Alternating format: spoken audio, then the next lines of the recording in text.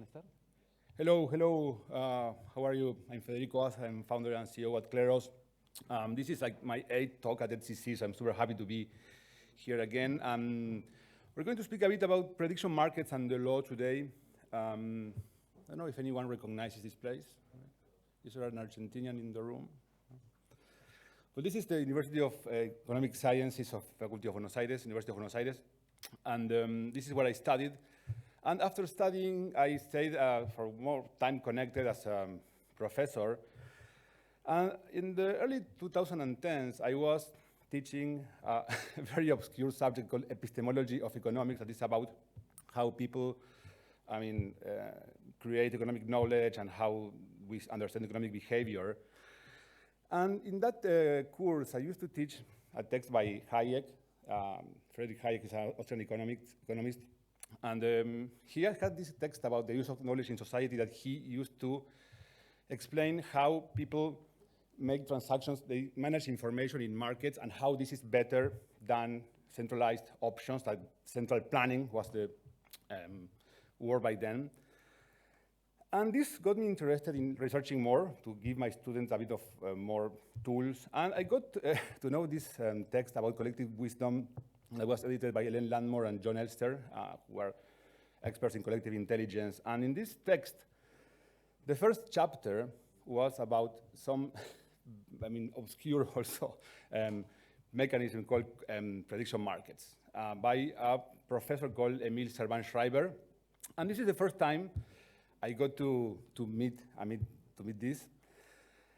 Few time later, wrote this. This might be the first blog post ever to be written about prediction markets in Spanish. Mercados de predicción, and definiciones encuestadores políticos. This was about how you can use these new tools for predicting the results of elections. This was, July 19, 2015, and I think a month later, I published the first version of the article. I made an edit to say, look, there's going to be launched a new prediction market called Augur. So this was like in August 15. So look at how early this was. And note to self, I buy more Ether if you come back to that moment. And so prediction markets, what are they? I don't need to explain much in this audience because I guess you know. This is about speculating on future events, and you can buy assets that represent outcomes. And there is financial incentives, and this can be used to produce information that can be very accurate for predicting different things. And then I kind of forgot about prediction markets for a while. Got to be founder of Kleros, so I got away from prediction markets. Kleros is a dispute resolution mechanism that can be used by people that make, for example, freelance agreements. This woman, she's in France, she hires someone from another country, and if there is a dispute in the contract, there's a jury picked by Kleros, and this jury is going to make a decision on who is right about the case. And there is a token that is used for coordination called Pinakion, and if you don't like the idea of freelancers, think about agents interacting with themselves and a jury of agents resolving the dispute. This is certainly what is coming. And I got back again to the prediction market space as Kleros became an oracle for prediction market disputes. There was by then a prediction market called Omen that made different predictions about different markets and different topics. And Kleros was the tool, the method that was used for resolving disputes in case there was one. And there was one of the most famous cases of all time at Kleros was, do you remember the election between Trump and Biden? There was an election, and then there was a dispute about who won, and then Kleros had to decide this case. And this, Kleros decided that Biden won, and there is this famous tweet by Vitalik about Kleros proving its sanity by correctly deciding that Biden won the election. So this was my first, coming back to prediction markets after leaving them for a while. And then 2021, in my talk in HCC back then, I also came back to prediction markets, but in a different context. In this case, it was about content moderation. So by then, we had this idea of, the rise of fake news, the rise of you remember COVID and all of the vaccine, and there was lots of fake news online, and that was the topic. And one of the main things that happened at that moment was about the time that Twitter had, banned Trump after a number of tweets. Well, you remember that. And a question I ask myself is, can prediction markets help create an efficient and transparent method for content moderation, a method that is credibly neutral and that's not controlled by a single agent? And there was this possible methodology or this possible mechanism where you have people making posts in a social network. They make a post and they make a deposit with the post. And people can review the post. They can upvote it if they think the post complies with the rules, and they can downvote it if they think it doesn't comply with the rules. And then upvotes and downvotes are like bets on whether the moderator would find the post acceptable if it had to evaluate it, in case there was to be a moderator decision. And you can see some examples. This is what it could look like, an impersonation, and this is what it could look like some scam post on some social media, and people upvote and downvote.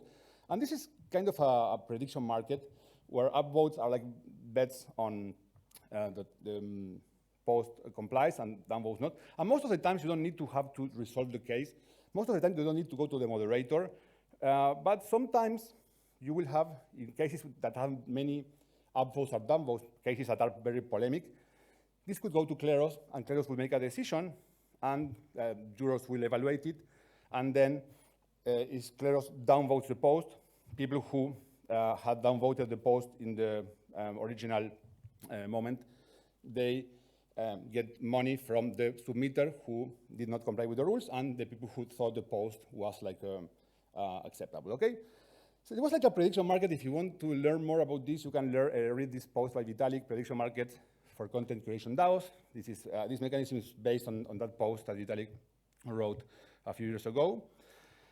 And then we started having prediction markets becoming like more and more massive. As you know, a bunch of new projects came around, and this is becoming now way more mainstream than when it was when I started with studying this type of mechanisms. And some people are using them to like predict some legal events, like Supreme Court rulings. These are still high-profile things that people are paying lots of attention. But can we use these mechanisms to actually improve how law works? And I might be surprised that this is not a very new topic. There is this gentleman called Oliver Wendell Holmes that was a justice of the US in the early 20th century. And he was a legal scholar, one of the most important legal scholars in the history of American law. And he has this very interesting book. It's based on a talk he gave called The Path of the Law. It's from 1897. And in this book, he proposes the idea of the predictive theory of law. For Wendell Holmes, law is about a prediction of what courts are going to decide in different cases, and he has this very famous quote, "The prophecies of what the courts will do in fact, and nothing more pretentious, are what I mean by the law." And this gave rise to what we know of the realist theory of law. This theory is not interested in that much of the moral aspects of law. It's more interested in how the law works and the results of trials. And it's based on how bad men see the law. A bad man, he has no moral conscience. He only cares about thinking, okay, if I rob this bank, what's going to happen to me? Well, there's some chance I rob it and all good, and there's a chance I get to jail. And if I get to jail, I can get this penalty, okay? And see, this is the idea of how law works according to Wendell Holmes. And so what would a legal case look like in a prediction market? So let's see. It looks a bit like what we discussed before, like in the content moderation case. There's Alice and Bob, where both have a dispute between them, and both think they will win, and they will spend years and a lot of money to try to figure out what the judge thinks. But what if there is a market about their case? What if there's a market where people, traders who can be private investigators or people who have knowledge about this type of cases, can trade on who they think will win the case? And let's say that based on this prediction market, Alice has a 90% odds of winning. Well, maybe we don't need to do the actual trial, right? Maybe she can be just declared the winner, right? If market thinks that she is so much likely to win. And then other cases could be where there is way more difficult decision, where odds are more similar and it's not clear who would win. And these cases maybe could actually go to a trial, and the jury will decide who is right. And if Alice wins, then, well, there is a payout, and, well, people who thought she would win will get the money, okay?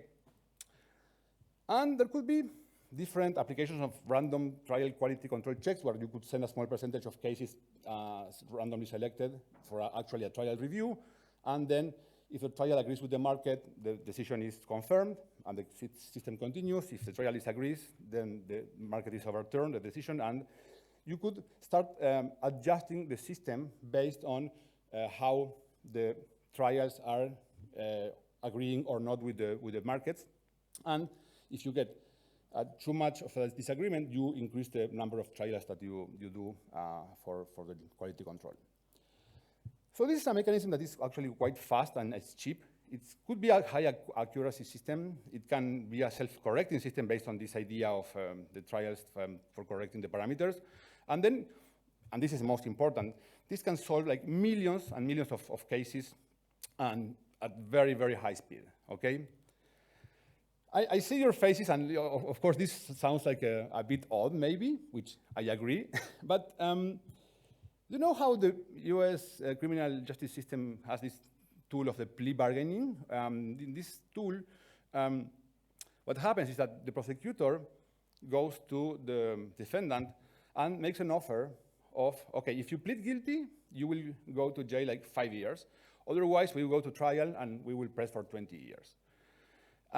So now the defendant needs to think, okay, should I accept a certain probability, 100% probability of 5 years, or should I like roll the dice, go to trial and see what happens? I might get out or get 20 years.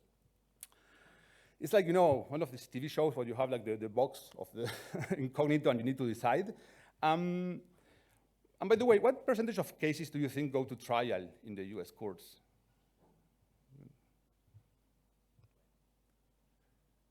How much? 5%? More like 2%, yeah. 2% of cases go to trial. Vast majority are decided through a process of plea bargaining. And this is why some people call the system more like a system of pleas rather than a system of trials. And there's a lot of research about how this works and how this mechanism is problematic, because what happens usually is that the defendant is advised by many times a public lawyer, a public attorney who has no time, he's overworked, and the defendant doesn't have any knowledge about this. So it happens very, very often that this backfires a lot. And there's a famous article by Jed Rakoff, it's a judge, where he actually studies how many people end up pleading guilty for crimes they didn't commit just to avoid the risk of going to a trial and actually being found guilty and end up with a very, very high penalty. This is a very serious thing in the US system. Prediction markets could give a better estimate of the probability of a conviction. With that information, the defendant could make a more informed decision whether to accept the deal or go to trial, okay? And in time, if prediction markets are perceived as fair and accurate, defendants will probably rarely decide to go to court. Maybe they will just prefer just to accept the decision by the prediction market, as they see that it's a very high likelihood to correctly predict what would happen in court, and it would do it in like just a few days instead of like having to go to years. So to conclude, prediction markets are a very new tool with many new applications. You already know many of them in politics, I'm sure in predicting wars and things like that, but they also have the potential of helping access to justice. So there's obviously lots of friction to overcome. This is a very new mechanism. Law is a very conservative topic, but I think it would be worth experimenting with this type of mechanisms. At Kleros, we are just launching a new product called Kleros Foresight that we could, at some point, you stay tuned because we might do some tests of this. Of course, not in criminal cases, the criminal was just an example. Kleros is for more like commercial type of disputes. But this is something we are exploring quite closely now. And let me just close with another quote by Oliver Wendell Holmes that is about the future of law. For the rational study of the law, the black letter man may be the man of the present, but the man of the future is the man of statistics and the master of economics. So, thank you very much. You have time for questions? Yeah. Are there any questions? Yeah. Thank you, Federico. In the plea bargaining system, how does the plea offerer decide how much, years or what really to offer? Because that's the key. If he has a prediction market, he also maybe offer a higher plea because he's sure that he's gonna get killed or not, or whatever, right? So in the mechanism, so there is a defendant that is arrested and there's pending trial, and then the law under which he's going to be judged says that this is 15 to 20 years. So the prosecutor can tell him based on experience and based on, now people are even starting to use AI to predict. Okay, we offer you 5 years or take your chances in trial. And prosecutors typically give high, so they tend to scare the defendant because the system is built in such a way, so try to be efficient and not go to trial, so to save costs and all that. So what happens is that the prosecutor gives the defendant threatens with a very high penalty in case it goes to court, with the hope that the defendant will just, okay, even if I'm not guilty, I prefer to just plead guilty and go 2 or 5 years rather than risk 20 years. In a situation where there is also an asymmetry of power between the prosecutor, who is an expert, who knows the law very well, the defendant, who in many times is a poor person that is defended by a public defendant because doesn't have access to resources. So there is a big asymmetry, and many times the defendant will just try. This is what the thesis of the article about people plead guilty to avoid the risk of, so that's how it works. We have another question. How do you protect against market manipulation? Because in the justice system, that's a little bit different. But if someone's having a commercial dispute, they could just fund, their position with the money that they're saving from not having to go through the regular lawsuit process. But what type of market manipulation do you mean? Like if me or you in a dispute about commercials about this talk, and I'm like, I want to win, so I'll get people to fund me being the winner, and that would manipulate the market into thinking that my decision would be the right one. Yeah, that is the type of manipulation that happens in every prediction market. So the standard, I guess, manipulation, anti-manipulation things. And there's also Kleros, potentially, even if Kleros is not used for this type of things, that, you could have like a verification that there was no misbehavior, there was no collusion. There's even a new discipline called computational antitrust that studies, analysis, on-chain analysis to understand if there was manipulation or not. So there's lots of different, tools that could be used. But I think the important thing here is that this gives an estimate that is public. It's not something that was done by the prosecutor and negotiated just in a private room. So this can give everyone the idea that this is a public a market where people can participate. And then you could also decide not everyone can participate. You could also decide only the accredited lawyers from whatever. So you could also structure it in different ways to avoid different types of manipulation. Yes? Okay, a quick one. We have just 1 minute. Got it, thank you. You'd mentioned people using AI agents to kind of make judgments. I guess, what do you think about the involvement of AI in these kinds of rulings, in this kind of prediction market? Watch my talk from last ATC. No, okay, this is already old. Using AI to predict decisions in the legal system is old. There's companies like Premonition, Lex Machina that has been doing this for more than 10 years. Now, and I don't have much time, but we are actually at Kleros using AI jurors to understand how they would vote in different cases, and this is coming, and you can see, based on our experiments, that different jurors, different AIs, can reach different decisions in the same case. So even if you have AI, you don't want to have like one AI, you want to have a panel of AIs doing the decision. So it's, yeah, it's long. Thanks a lot. And if you have any questions, you can ask it outside. Thank you. Thank you.